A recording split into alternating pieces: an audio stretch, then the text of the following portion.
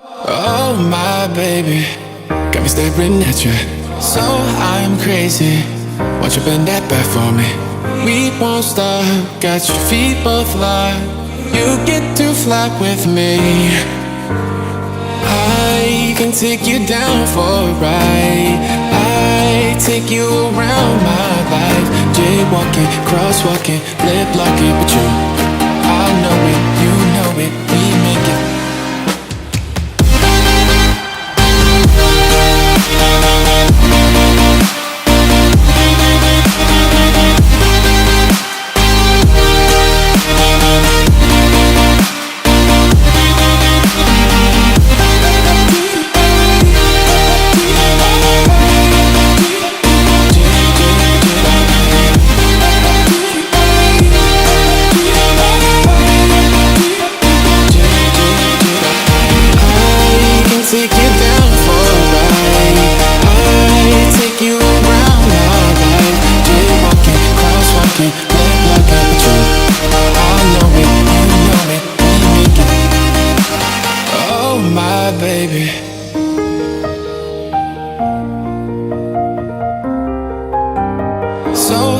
Crazy.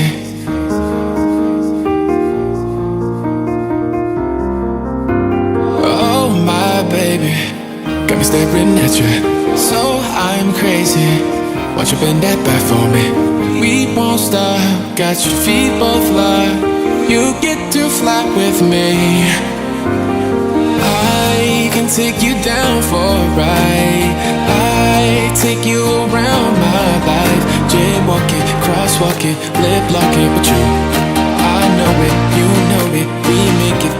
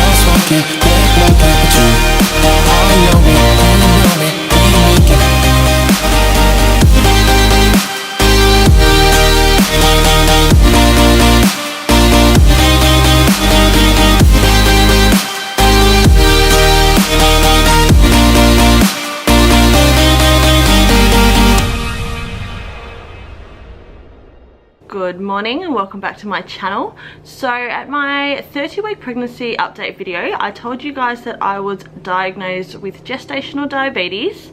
At the time I really didn't know much about it. I hadn't started monitoring my sugars and I didn't really know what I could and couldn't eat, and I was really scared. I was really nervous.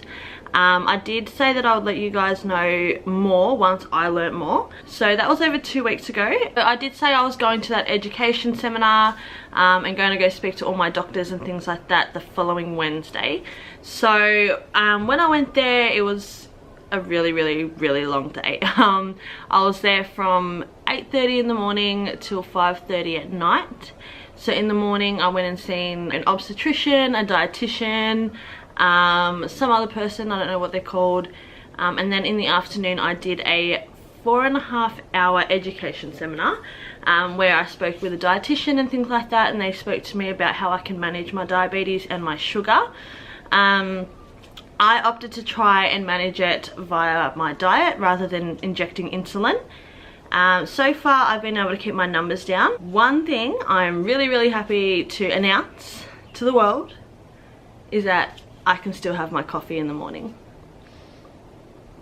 Very happy girl. One thing I was really nervous about was like counting my calories and counting my carbs and things like that, because I'm just not good at it. I'm just really not good at that. But they actually make it really easy for you. I'll explain more shortly. Today I decided I'd do like a day in the life of living with gestational diabetes. And the reason I wanted to do this is because if you go on YouTube, there's heaps and heaps of videos like this, but they're American based. and they count their sugars completely different. Their acceptable ranges are way higher than ours. We are quite strict in Australia when it comes to our levels, so even if you're 1 point out, we need to look at it. So when I was looking at videos and stuff, I did not understand what they were talking about, and it really just confused me. I joined a lot of Facebook pages which were American based, which none of that made sense to me. I did a lot of research and I went on to a lot of American sites which their information is pretty much irrelevant to ours. So I thought if I make this video, I might be able to help other Australians who are suffering with gestational diabetes just have a little bit of a better understanding of sort of what's involved and what's sort of expected of you, and just a little bit of background about the disease itself. So firstly, what is gestational diabetes? It's a form of diabetes that occurs during pregnancy when the hormones made by the placenta stop the body's insulin from working properly. Insulin is the hormone that allows glucose to pass from the blood into the body's cells where it can be actually used for energy.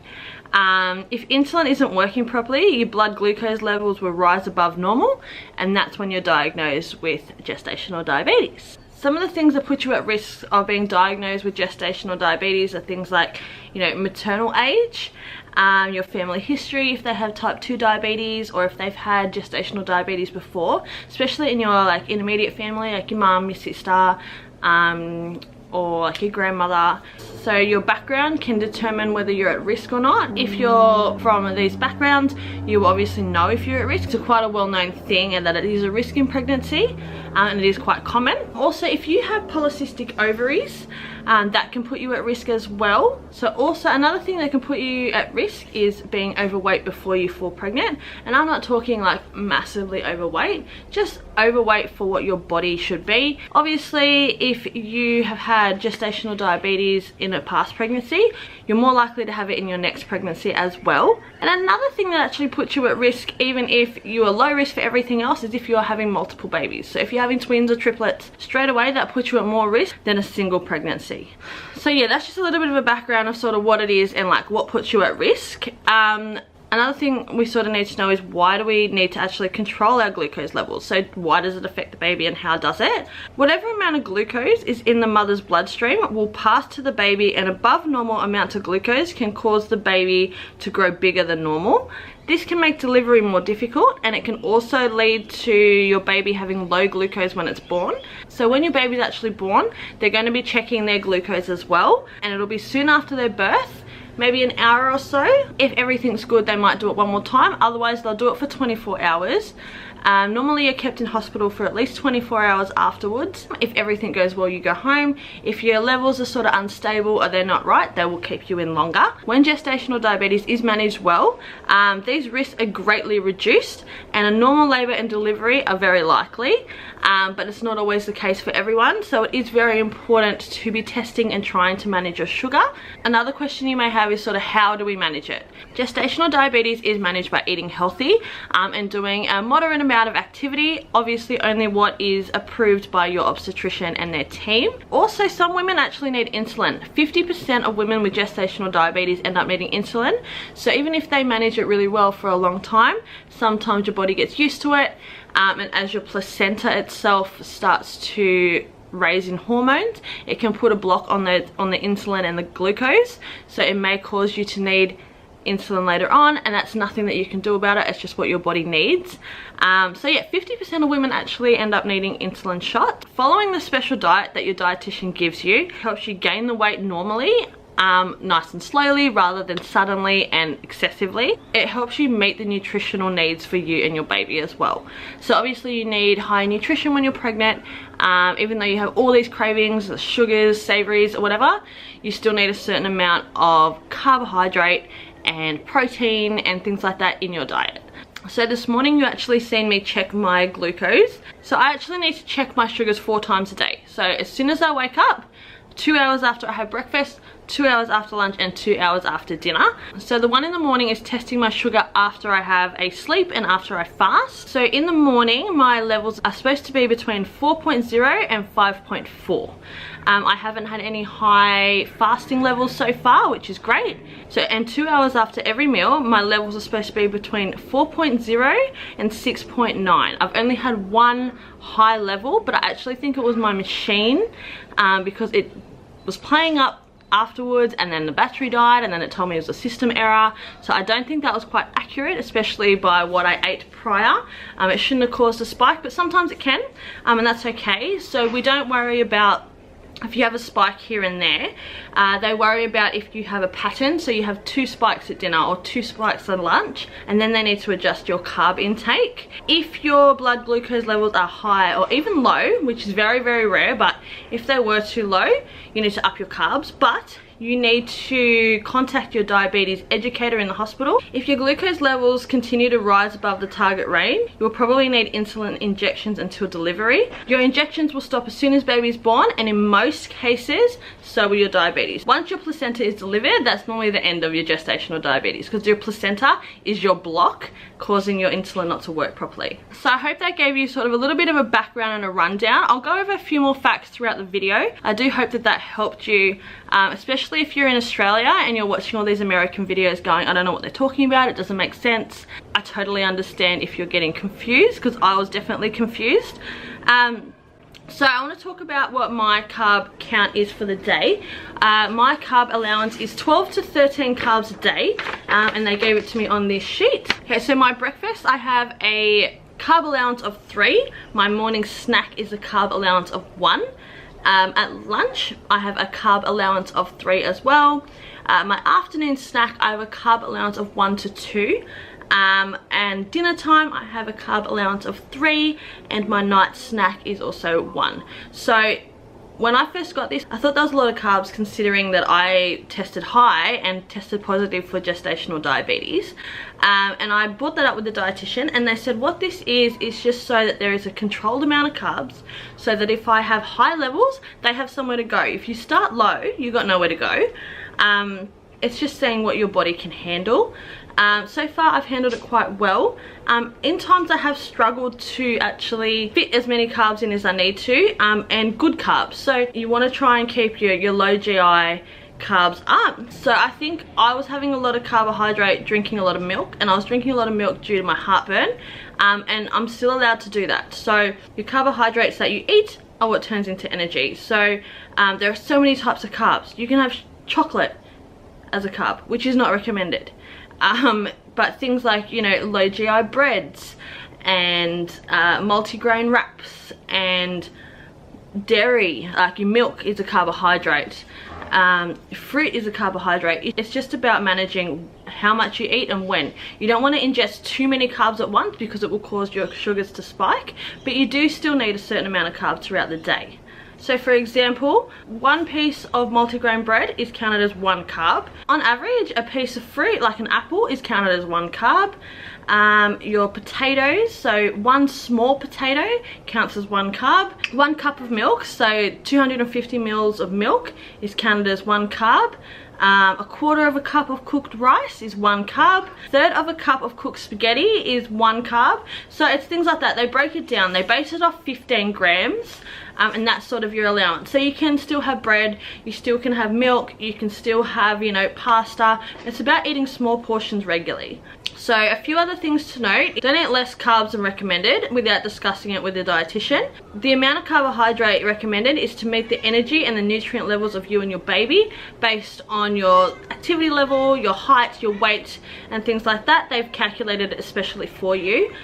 Also, try and eat a similar number of carbs at your meals from one day to the next. For example, if at breakfast you normally have 3 carbs, try and always have 3 carbs at breakfast. Don't ever skip carbs and then try and add it to your next meal, because that will cause your sugar to spike, and that's what we're trying to prevent. We're trying to keep it at a manageable level. If your glucose is high after a meal, don't assume you've eaten too much carbohydrates. Many factors affect our glucose levels. Make a note of what you ate and anything else that is different at the time to discuss your readings with someone from the diabetes team next time you go and see them. If you do have any questions or any concerns, definitely get in contact with your dietitian or your diabetes educator. They'll be happy to help you. So that's just a little rundown on how we carb count in Australia. They keep it really simple. They actually gave me a list of all my low GI breads and stuff, and my pastas and my rice. And they gave me sort of a whole list of different carbs I can eat and sort of how much and what the carb point is. We only count carbs. We don't count any extras like spreads, eggs, proteins, salads, anything like that. We don't actually count. They're only worried about the carbohydrate count. So I started drinking my coffee at 9 AM. So in 2 hours I will test my sugar.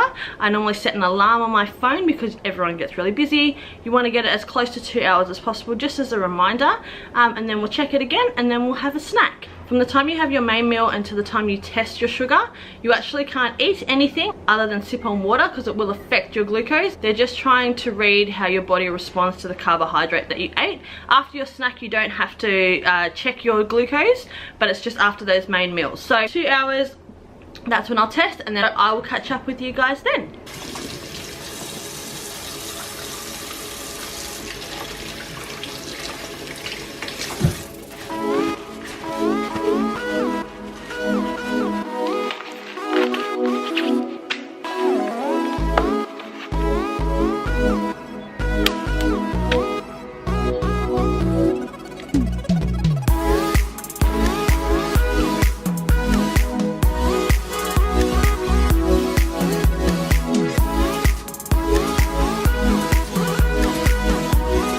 So it's been about 2.5 hours since I had my coffee. So this is technically my snack. My carb count for my snack is 1. So what I'm actually having is just 1 piece of bread, which is my 1 carb, with some spinach and cheese, with scrambled egg on top with mushroom and spinach through it, salt and pepper and chia seed and hemp seed. So when I took my sugar about half an hour ago, it was at 4.4, which is good. It needed to be between 4.0 and 6.9. So it was on the lower side, which would technically give me room to sort of maybe play with my carbs a bit. But what we're gonna do is we're gonna stick to the plan today just so I can show you what it's about. So this meal will get me through to lunch. I won't test after this meal. I will test after I eat my lunch, so that'll be a few hours time. But yeah, that's my snack. It's nice and yummy and I can't wait to get into it. I'm starving.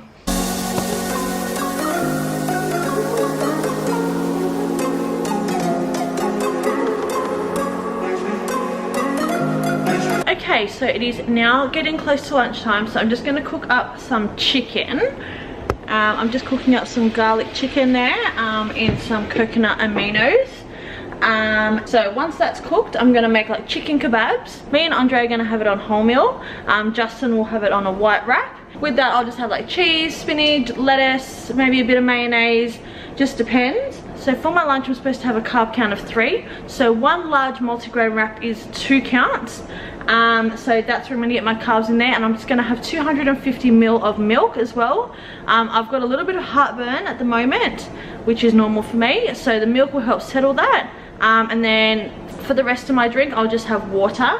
You are allowed to have sort of like sugar-free soft drinks and sugar-free cordials and stuff like that. I'm not a fan of that anyway. I've always just been a milk or water person, so this diet sort of works for me. So while that's cooking and I'm preparing lunch, I thought I would talk to you guys a little bit more about gestational diabetes as a whole. I think I'll talk to you guys a bit more about what you'll actually need, like your tools and equipment, and maybe sort of what to expect after delivery. So I'm gonna put the camera down. I'm gonna keep making lunch while I talk to you guys. So I'm gonna just cut up all the salad and stuff while I'm talking to you guys. So obviously if you get diagnosed with gestational diabetes, you're gonna need certain things just to help manage it, and they can be quite pricey, unfortunately. If you are an Australian resident and you have a Medicare card, you are eligible for sort of like a healthcare card for diabetes. It's called an NDSS card. So all you need to do to get one is to speak to your diabetes educator, fill out a form, and they'll send it off for you. and you'll get one in the mail about 2 weeks later. In the meantime, you will just get a NDSS number that you can use at pharmacies. Some of the things you're going to need are obviously going to be expensive, but with the card it cuts more than half the price off, which I was very happy to hear about, because pregnancy and getting ready for having a baby is expensive enough.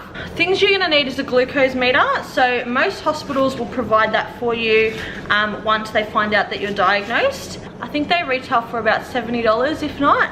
I don't know if that's covered by the NDSS. In your glucose meter you will get one of these. It's not going to focus, but this is the thing that I use to click my finger. Inside of them you have lancets, so this is what holds the needles. You need to replace them. They're supposed to be single-use needles. I probably use them 2-3 times. The more you use them, the more it hurts. So you actually need to buy your own lancets. They'll give you a few, but again, they can be quite expensive. They come like this. So you just pop that in the bottom of your little needle thingy, whatever it's called. So once you take the needles out of the bottom of that, they spring open, so you're not able to reuse them. You're also supposed to have a sharps container. Not gonna lie, I don't have one. But you're not supposed to put them in the general waste. So yeah, you're supposed to grab a sharps container. I don't think they're very much. I think they're between $7 and $20 depending on what size you need, but I'm naughty and I don't use them. But yeah, that's definitely something you're gonna need. So the other thing you're gonna need is your test strips. So the hospital gave me, I think the hospital gave me 25 to start with, but then you'll need to go and top up. So they're the strips that you put into your machine when you're ready to test your blood. They are single use only. They don't need to be disposed in a sharps container or anything like that, but you will go through them quite quickly. With this brand, I get 50 tests in each of these, and I got 2 packs of them when I went to the chemist. I think all up for the lancets and the test strips, I paid about $24, and that's with the NDSS card, where I've heard it can be up to $70 for supplies. So that's a massive savings, so make sure you do inquire about that. Another thing that I don't talk about is batteries. Make sure you have spare batteries, because for some reason I go through batteries really quick, even though it has a power saver on it. So even if I've accidentally left it on, it will turn itself off. So a couple of days ago I didn't even have a tester for 24 hours because I didn't have the batteries, and then when I went to the shops I didn't have the batteries I needed. So you don't want to be caught out like that either. So yeah, that's sort of all the supplies you're going to need. As I said, it can be quite pricey, but if you're eligible for your NDSS card, definitely go ahead and get that. That will definitely make a big difference. Okay, so I'm just going to continue prepping these. Give me one moment.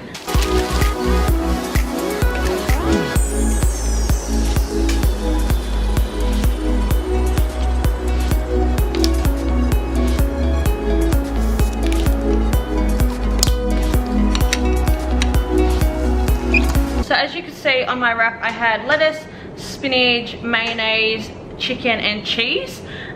Justin normally just has chicken, cheese, tomato sauce. Likes it really simple. With Andre, I normally just do like cheese and chicken in a wrap, but today I've just put a little bit of spinach in there just to see how he goes.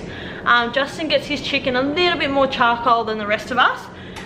Obviously I make sure the chicken is cooked through thoroughly, but I still like it to be soft for Andre. And when you're pregnant, you want to make sure you don't have those charcoaly bits on them. So even though they taste nice, they're not good for the baby.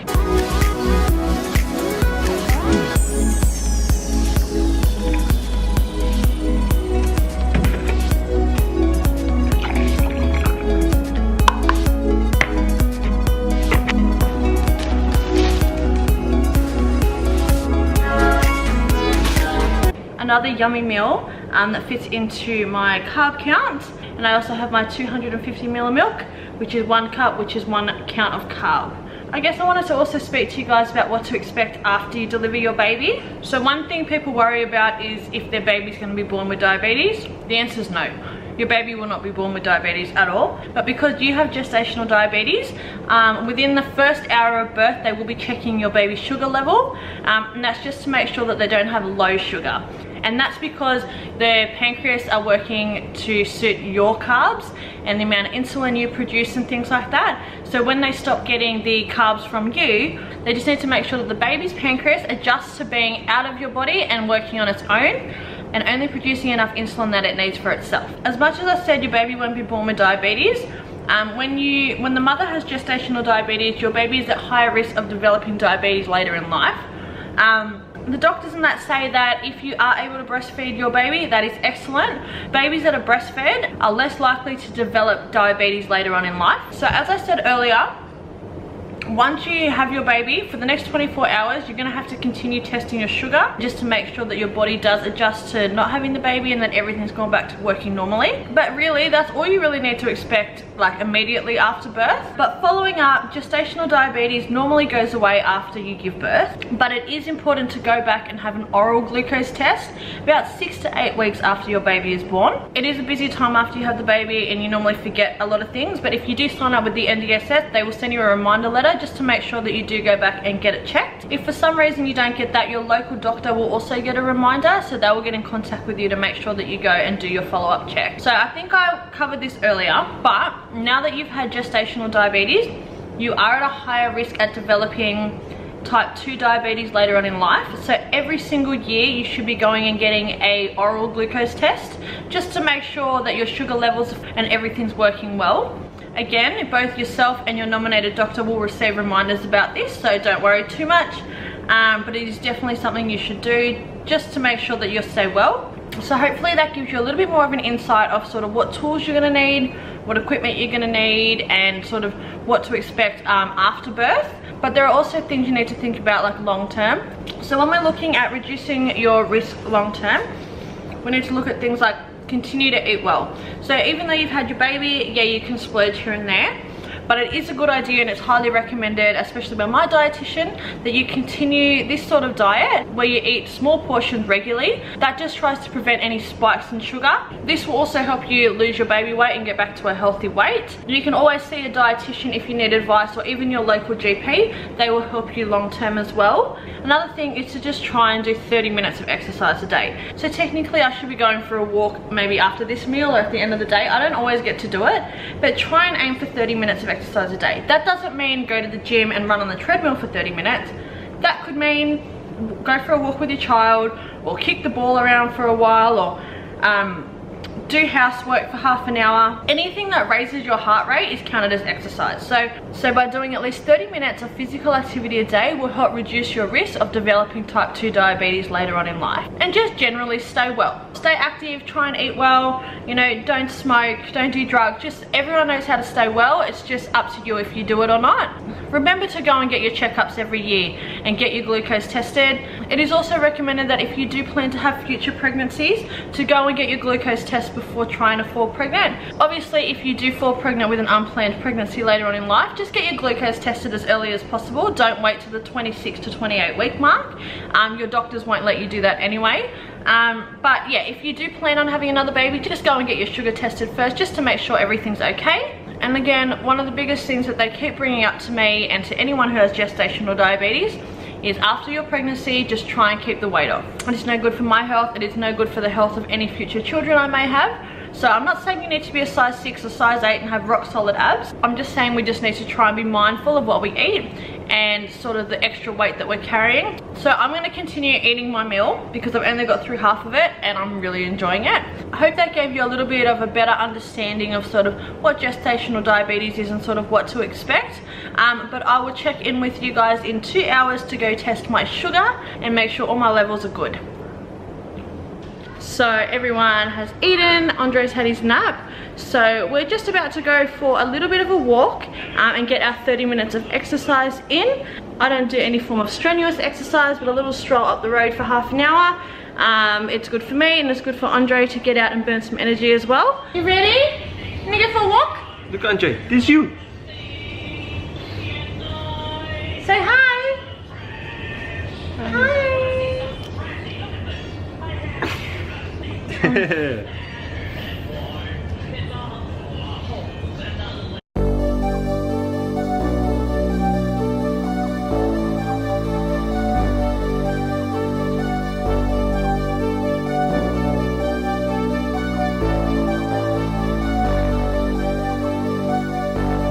Fill me out with your smile, now the sunshine brings the light. Fill me out with a flame, I will let you in this game.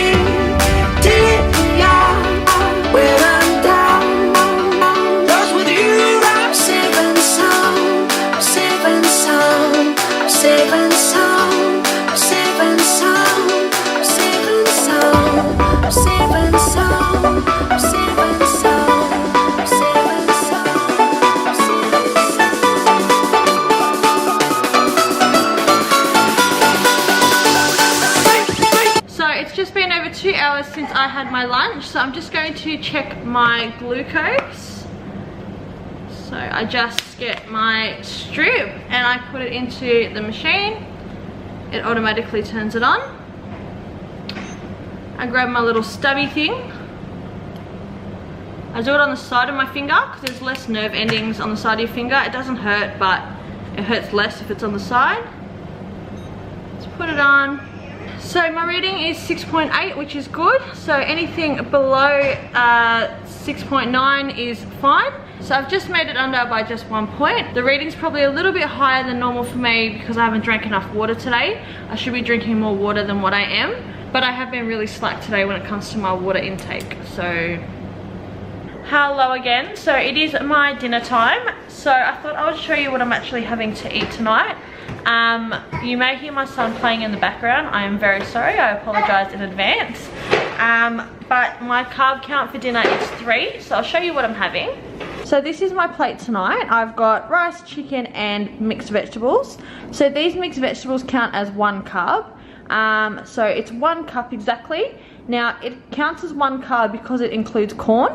Corn is quite high in carbohydrates, so if you're ever eating corn, just be careful of how much you're actually having. I have half a cup of cooked rice here, so 1/4 of a cup is 1 carb count. So I've doubled that by 2. So as I said, I've got half a cup here with coconut aminos and chia seeds on top. And I have just a little bit of leftover chicken here from lunch, which is a little bit of protein.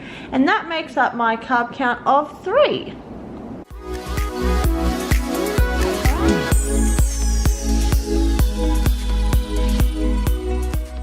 So I just remembered that I forgot to tell you guys what I had for my afternoon snack. For my snack this afternoon I had 4 Vita Wheat crackers, which totaled to a carb count of 1. So that definitely fit into my daily carb intake. Hello, so I am back. So it's been about 2 hours and 15 minutes since I last ate. So I am 15 minutes late to take my glucose, but I was putting Andre to sleep.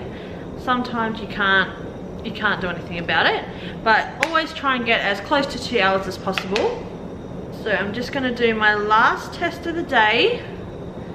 Click the side of my finger. I think I've done that finger a couple of times today because it's starting to get a little bit sensitive. So 4.7.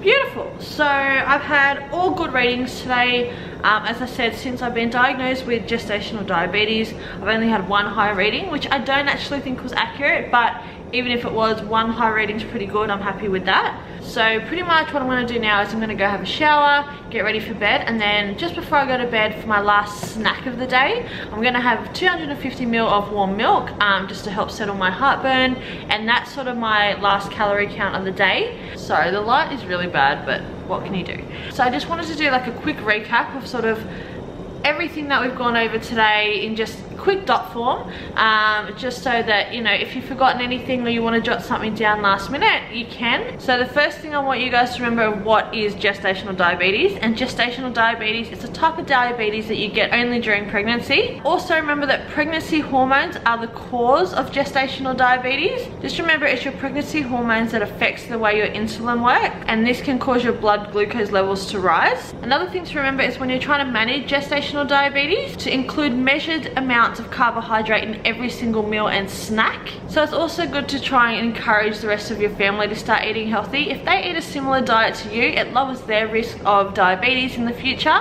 and it's good for everyone's health, not just yours. Also try and get at least 30 minutes of exercise in each day. As I said, it doesn't have to be high intensity. It could be as simple as going for a walk or doing housework.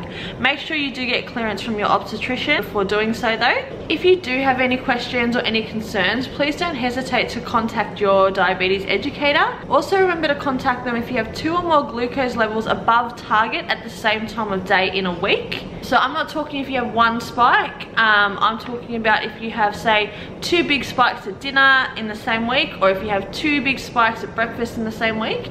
If you have 1 spike at breakfast one day and then another spike at lunch another day, and that's all you have, that's no room for concern. You can talk about that next time you go and see your dietitian. Also, please remember to have your oral glucose test 6 to 8 weeks after you give birth. So not only yourself, but your GP will also get a reminder about this from the NDSS just so you don't forget. When you go for your oral glucose test 6 to 8 weeks after birth, you're not allowed to breastfeed through there. So make sure you have pre-expressed milk or some formula to feed your baby during that time. Make sure you drink enough water the night before your oral glucose test, just to make sure you don't get dehydrated and it doesn't affect your milk supply. So it is also advised that children of women who have gestational diabetes, they should be eating a healthy diet and stay active, just because they are at a higher risk of getting type 2 diabetes as they get older. They're also at risk of being slightly overweight. So you just need to be mindful of that as they start to grow up. So they're just some things I wanted to go over before I wrap the video up. So I hope that this video gave you a little bit of an insight of what it's like to have gestational diabetes. As serious as the condition is, it's not that scary if you manage it properly. As you've seen, I did actually get to eat a significant amount of food, and it wasn't all disgusting. I wasn't eating like a rabbit, and I wasn't just eating, you know, spinach all day. I was able to still have my carbs, have my coffee in the morning, as long as it all fit into my carb count for the day. My advice is just to get creative with your food. Just try and make it a little bit tasty. Don't just have chicken, rice and broccoli. It gets a bit boring after a while. Try and make foods that you enjoy. So try and make it into a bit of a lifestyle, because if you can continue this after pregnancy, you will lose the body weight, you will feel healthier, you will have more energy, you'll have enough carbohydrate to produce enough milk, and it's just a good way to live and a good way to eat. Just a disclaimer, I am no professional. I am just someone who has been diagnosed with gestational diabetes. It's only been 2 weeks. I just thought I would share this information with you, especially being an Australian. I find a lot of the videos online, American based or UK based, so they are quite different and the information can clash. What I'm going to do is I'm also going to leave some helpful links down below. So I'm going to leave you some links to some apps that might help you for your phone. So I'm going to leave some links down below to apps that help with your carb counting and learning about calories and disposal of sharps and things like that. So if you are Australian and you're looking to get more information, I'm going to leave some links to some websites down below that might help you, such as Diabetes Australia, and also a website to the National Diabetes Service Scheme, which is the NDSS. That's the little card I was talking to you guys about before. I'm also going to leave some links to some websites where you can get some recipes down below. So hopefully that'll help you out if you're just a little bit stuck and you sort of just don't know what to do. Obviously, if you have been diagnosed with gestational diabetes, you're watching this video because you're looking for a little bit of information. Just be cautious when looking on social media sites, because most of us are not professionals. We're just talking from our own experience, and everyone's experience is a little bit different. So yeah, just take caution, listen to your healthcare professional first and foremost, and sort of go from there. If you do have any questions or concerns, please reach out to your healthcare professional or doctor, so they can answer your questions accurately and they can answer them best to suit you and your situation. So once again, I hope you enjoyed this video. I hope you found it helpful. Originally, I was going to do more just a day in a life and what I eat in a day, but I thought by giving you guys a little bit more information, a little bit of insight into actually what diabetes is, what causes it, and just a little bit of background on everything, and just touching on everything, I thought you guys might enjoy this a bit more and find it a bit more helpful. So if you did, please give this video a big thumbs up. If you do have any questions for myself, please leave a comment down below. Remember, I'm not a professional, so if there's anything serious, please contact your healthcare professional. But if there's anything about this video that you want to ask me, please feel free, and I will try and answer your questions to the best of my ability. But once again, thank you so much for watching. It really means a lot to me. I wish you guys the best of luck with your journey. Pretty much the biggest thing I want you guys to take from this video is that if you are diagnosed with gestational diabetes, it's probably not your fault. You are either going to have it or you're not.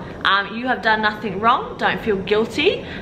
The best thing you can do now is to just educate yourself on it and try and maintain and manage your glucose level as best as you can for yourself and for your baby. And once your beautiful baby is born, you will no longer suffer from it. But please do make sure you do your follow-up checks. I hope to bring you more videos soon. I hope you do come back to my channel. If you do enjoy my videos, please click the subscribe button and click the little bell button so you get notified every time I upload. Once again, I wish you all the best of luck. I'll see you in my next video. Bye guys. Oh my baby, got me staring at you. So I'm crazy. Won't you bend that back for me? We won't stop. Got you.